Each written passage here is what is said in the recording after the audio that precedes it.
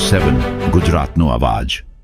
નમસ્કાર દર્શક મિત્રો, i7 ન્યૂઝ ગુજરાતીની સાથે હું છું આપની સાથે પાયલ બામભણિયા। તો જોઈએ આજના મહત્વના સમાચાર। દાહોદ જિલ્લા ભારતીય જનતા પાર્ટી દ્વારા સ્થાનિક સ્વરાજ્યની ચૂંટણીનું મહાપર્વ એટલે સ્થાનિક સ્વરાજની ચૂંટણીઓ। મળતી માહિતી મુજબ દાહોદ જિલ્લામાં હાલ સ્થાનિક સ્વરાજની ચૂંટણીઓના ભણકારા વાગી ચૂક્યા છે। ત્યારે ભારતીય જનતા પાર્ટીના કર્મનિષ્ઠ કાર્યકરનું મહાપર્વ એટલે જિલ્લા તાલુકા પંચાયતની સ્થાનિક સ્વરાજ્યની ચૂંટણીઓ લડવાનો મહાપર્વ જોવા મળે છે।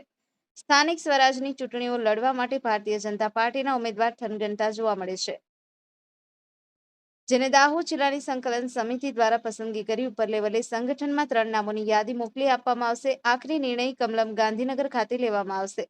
હાલ દાહોદ જિલ્લા ભારતીય જનતા પાર્ટીના કમલમ ખાતે ઉમેદવારો નક્કી કરવાની કામગીરી જોતા મેળાવડો જામ્યો હતો, જે જોતા આ વખતે પણ જિલ્લા તાલુકા અને નગરપાલિકામાં ભાજપાનો ઝંડો લહેરાવવાની કમર કસતા જોવા મળે છે, જે અંગે દાહોદ જિલ્લા ભાજપના અધ્યક્ષ શ્રી સ્નેહલ ધરિયાની પ્રક્રિયા પણ જોવા મળી રહી છે।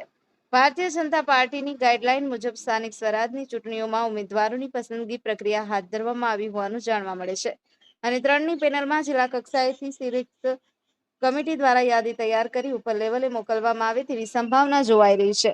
હાલ ચૂંટણી પંચ દ્વારા જાહેરાતો થઈ ચૂકી છે, ત્યારે પસંદગી પ્રક્રિયા ઝડપી બનાવે તે દિશામાં આગળ વધી રહ્યા છે। Bureau chief Kalubhai Damor, i7 news Gujarati, Dahod. Bharatiya Janata પાર્ટીમાં લોકશાહીનું મહાપર્વ એટલે ચૂંટણી। ભારતીય જનતા પાર્ટી અને એનો દરેક કાર્યકર્તા ચૂંટણીને એક ઉત્સવ તરીકે ઉજવે છે। આ જે ચૂંટણી છે એ સ્થાનિક સ્વરાજ્યની ચૂંટણી છે।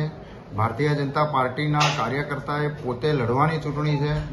254 તાલુકા પંચાયતની સીટો, 36 નગરપાલિકાના કાઉન્સિલરો અને 50 જિલ્લા પંચાયતની સીટો, આમ કુલ 340 સ્થાન માટેની આ ચૂંટણી છે।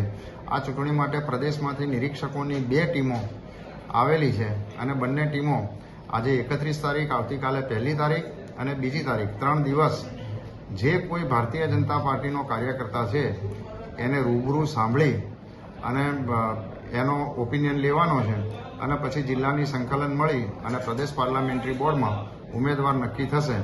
અને આજનો જે કાર્યકર્તાનું હુજુમ અહીંયા ગાડી જિલ્લા કાર્યાલય કમલમ પર ઉમટી પડ્યું છે, એ જોઈને લાગે છે કે ભારતીય જનતા પાર્ટી દાહોદ જિલ્લો 100% કમળ ખીલશે દરેક તાલુકા પંચાયત, નગરપાલિકા અને જિલ્લા પંચાયતમાં।